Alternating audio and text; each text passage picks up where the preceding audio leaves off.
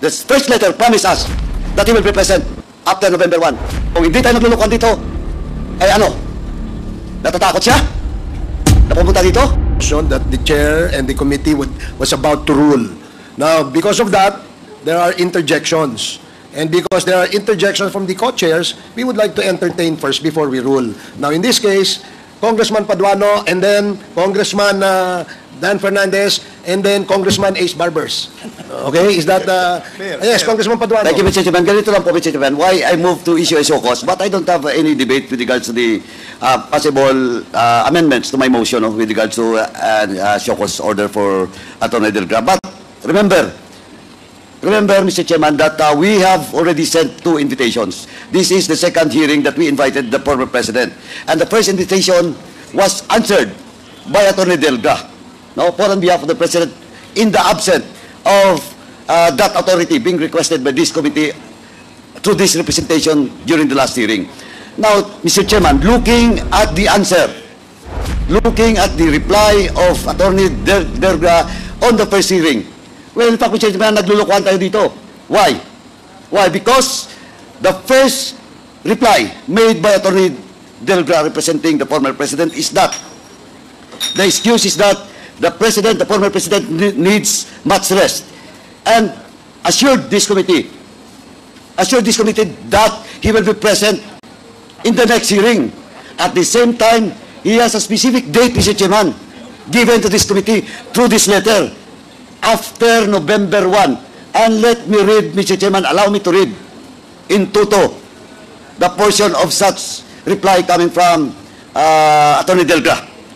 Hence, my client respectfully requests to defer his appearance before the Honorable Committee scheduled tomorrow.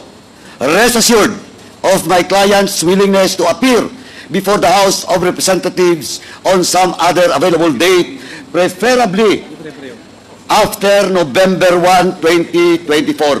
And for the record, Mr. Chairman, the invitation that was sent to the former president and was answered by Atty. Del Gra was before the presence of the former president in the Senate.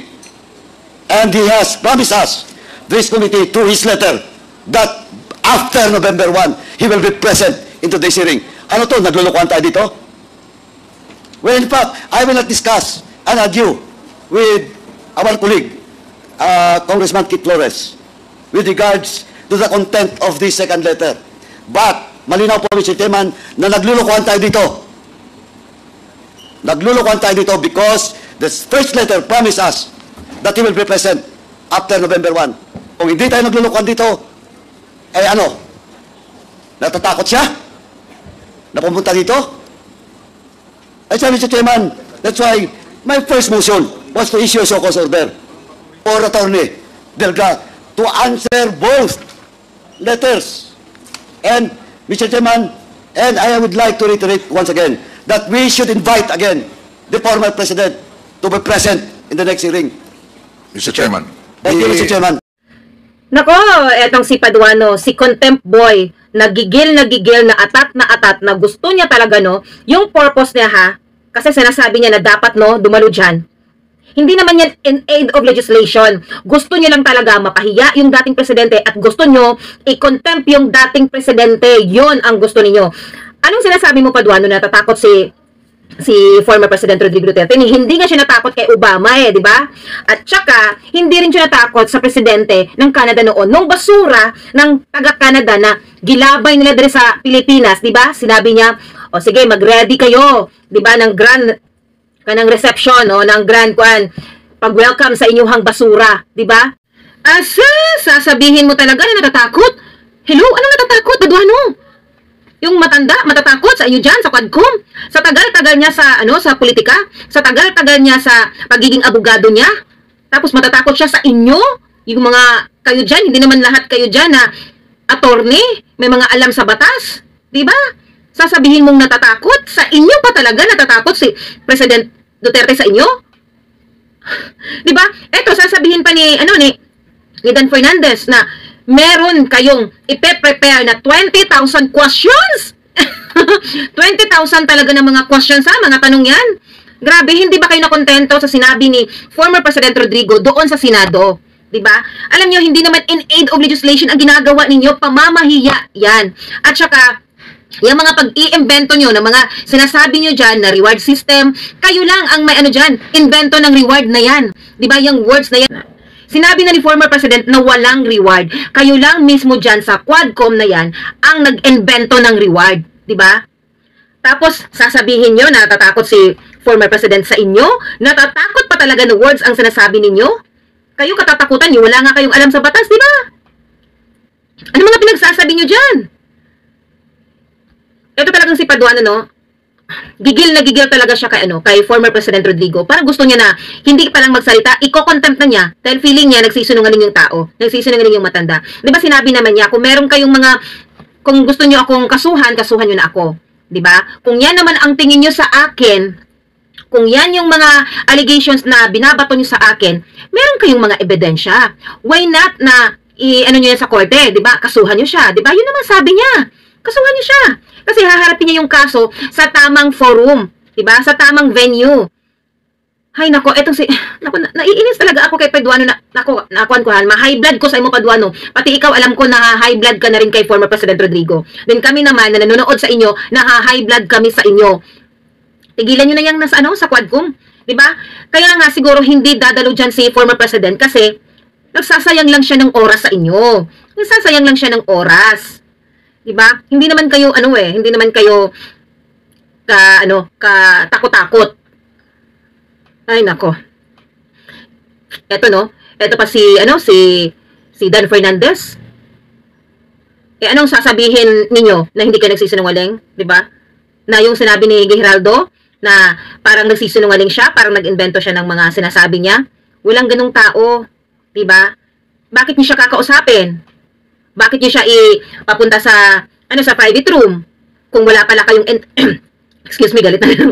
Kung wala pala kayong intensyon, 'di ba? Wala kayong intensyon na bigyan siya ng script, 'di ba? Ay nako, high blood din ako sa inyo diyan sa Quadcom. Tigilan niyo na diyan yung mga pinaggagawa ninyo. Nako kung 'di ba? Wala namang ibang kahantungan 'yan eh.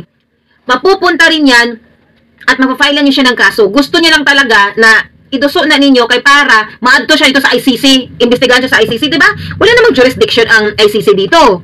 'Di ba? 'Yun na din ang sinabi ni ni Marcos Jr., ni President Marcos.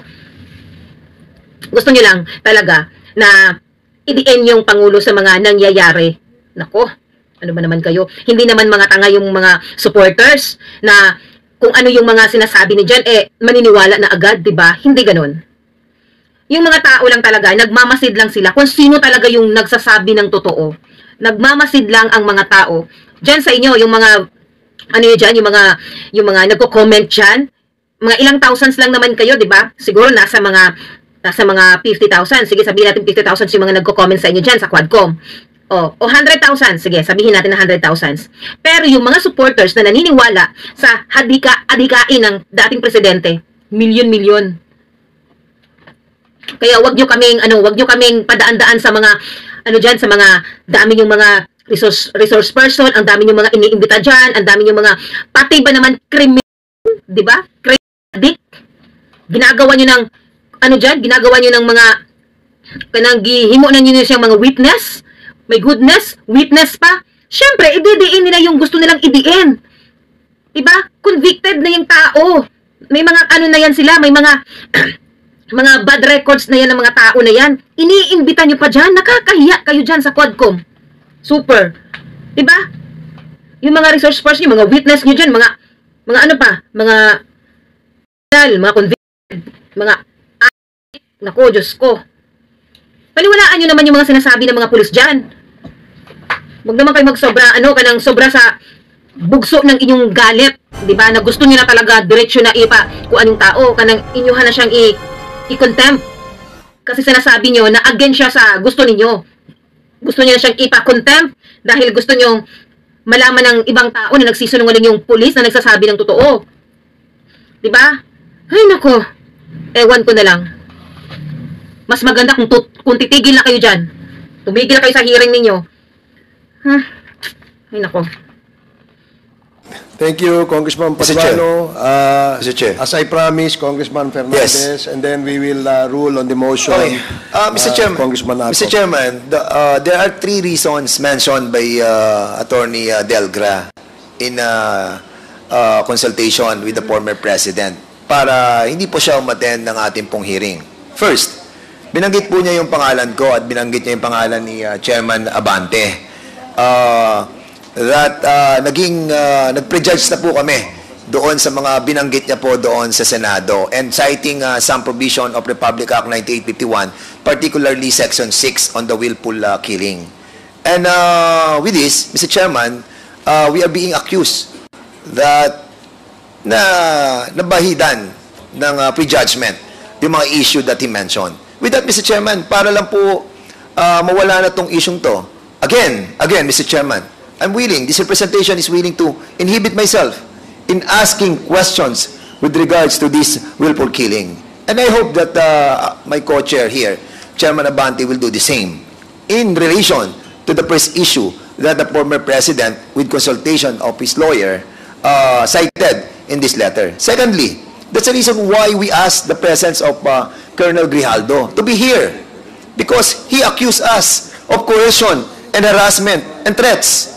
And that's the reason why we are questioning, yung mga medical certificate that he submitted to this Congress. We wanted that the integrity of this Quadcom will be cleared eventually.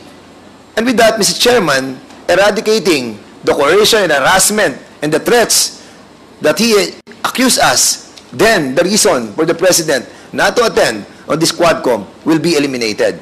Thirdly, Mr. Chairman, the only last reason that he mentioned in this letter is all the questions were already answered in the Senate. And that is not true, because we have a lot of 20,000 questions that we wanted to ask him. And with this, Mr. Chairman, yung pong reason niya for not to be here is not acceptable. So, Mr. Chairman, I believe that my position, in trying to inhibit ourselves, in this investigation pertaining to the number 1 issue that he mentioned, and also with the issue of Colonel Grijaldo, we will comply with the mandate of this Quadcom to inhibit ourselves and be a part of the resource persons that will be questioned by the members of this Quadcom. Thank you, Mr. Chairman.